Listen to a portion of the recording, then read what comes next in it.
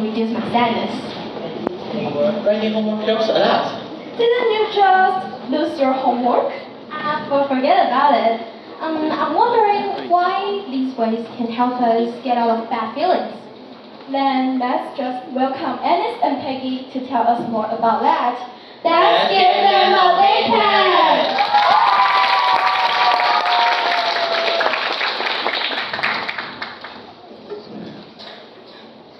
Good evening. I'm Ennis. I'm Peggy. Today I'm going to share my research exploring the mental health benefits of pet ownership among teenagers.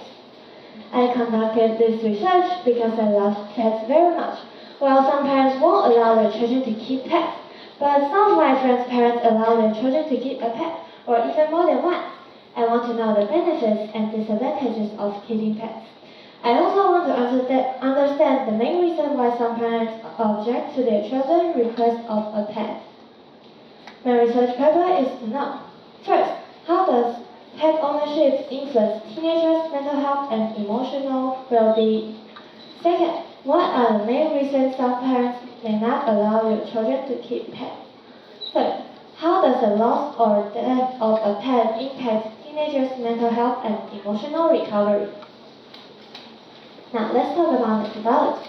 I conducted a literature review to study the benefits of pet ownership and the effect of a pet loss on humans. I did a questionnaire to investigate the main reason why some parents reject their children to keep pets.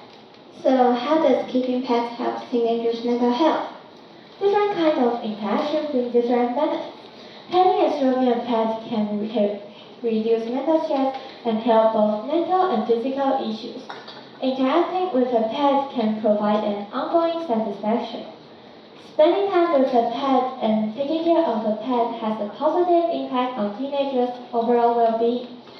How about the relationship between the pets and their owners? Does it affect teenagers' mental health? Of course, taking responsibility of a pet helps build self-esteem. Developing a human-animal bond, or HAB, can support teenagers' development. Building a strong emotional bond with a pet can reduce teenagers' feeling of loneliness. Taking ownership of a pet brings so many benefits. Are there any disadvantages? Of course, on the other hand, taking care of a pet also has some disadvantages. If you grow a strong emotional bond with your pet, you might experience negative feelings when your pet dies. These can lead to increased grief, loneliness, and even intense emotional distress. A pet death may also lead to lasting emotional distress, such as profound feeling of grief. People may experience intensified emotional reactions, such as feeling numb and unable to accept their pet's death. Oh, I see. Some parents let their children keep pets because of the benefits they bring. So why do some parents object to keep pets? This brings us to my questionnaire survey. A total of 67 people filled out the questionnaire. 26 of them have pets at home. 41 of them do not. Most of them will interact with their pets, and 23 of them believe that interacting with their pets can reduce mental stress. For those who don't have a pet at home, 28 of them have an experience about being rejected by their parents of a pet. Almost all of them were rejected by their parents because they have problems taking care of the pets. 13 of them were rejected because their parents think taking care of a pet takes too much time. 8 of them were rejected because they have problems on economy.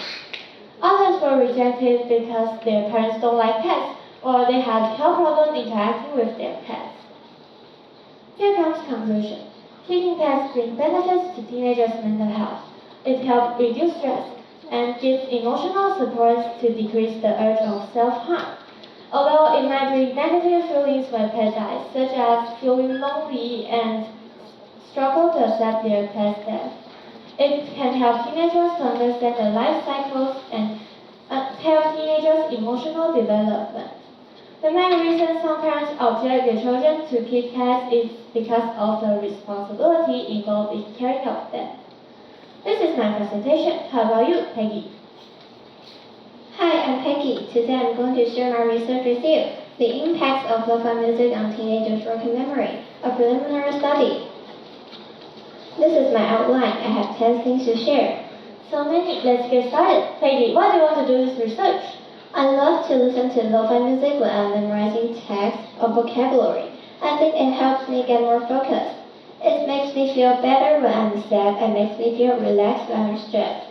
I'm wondering if lo-fi music works this way to other people too, so I started my research. Wow, it's a very cool start. Yeah, in the end, I put my focus on whether lo-fi music helps improve working memory and how it influences the span of working memory. These are related to a research purpose, right? Yes, I raised 3 research questions. 1. What are the positive effects of lo-fi music on adolescents' working memory? 2. What are the negative effects of lo-fi music on adolescents' working memory? 3. How can lo-fi music used to be promotes working memory in teenagers? How did you conduct your research? I mean, how do you know working memories and all of the effects? I did an experiment designed with what I found in a literature review. I think I'd love to know more about the experiment, but what is lo-fi music? Lo-fi music is usually with noise or imperfections on sound quality. Then what is working memory? Working memory is a brain system for temporary holding. I feel a little dizzy after listening to all of the terms. Then let's have a lo-fi music break.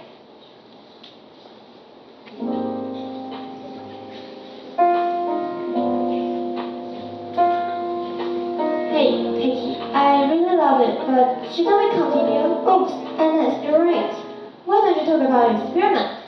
Sure, but before I talk about it in detail, I want to ask one volunteer to come up the stage to challenge it. Does anyone want to challenge my experiment? Please raise your hand. Please come up the stage.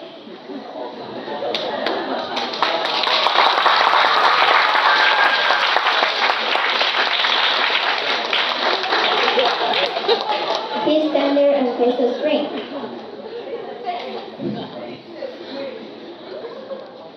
Now you have 10 seconds to memorize the picture. After 10 seconds, the picture will disappear, and you have to draw a picture on a whiteboard.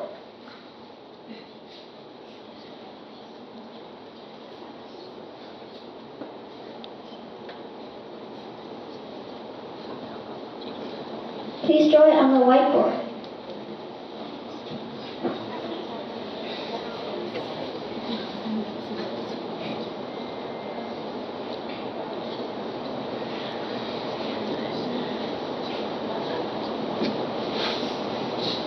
Wow, you got it correct. That's easy for anyone.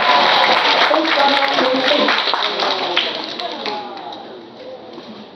So this is how it works. There were 2 stages of my experiment, and the 2 stages were separated into 2 days. On the first day, a picture was shown on the screen. After 10 seconds, the picture will disappear, and the participant has 10 seconds to draw a picture on a blank sheet. There were 15 pictures in total. The procedure on the second day was the same, but there was lo-fi music playing as background music. How about the participants? Who are they? There were 10 participants in total, including 7 girls and 3 boys, 1 English and mathematically gifted student, 6 English gifted students, and 3 regular class students. This is the picture that most people got wrong with. Later, I'll show the correct one on the left and the wrong one on the right. The first one is distortion. There should be a circle in the middle. The second one is rotation. The shape on the right is rotated for 90 degrees. The third one is size error. The triangle should be small. It's so interesting. When I was analyzing, I feel amazed too. So does lo-fi music help improve working memory? Oh, sadly, based on my research, most of the participants perform worse with lo-fi music playing, especially with complex pictures. Really?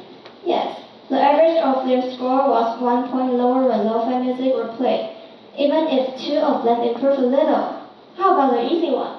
The average of their score was 0.8 point lower when lo-fi music were played. So how can you conclude your research? I think I can only say that lo-fi music cannot really help improve working memory, but I only had a small sample size, So I would like to suggest that researchers work this on a larger sample size and get more precise data in the future. Thank you.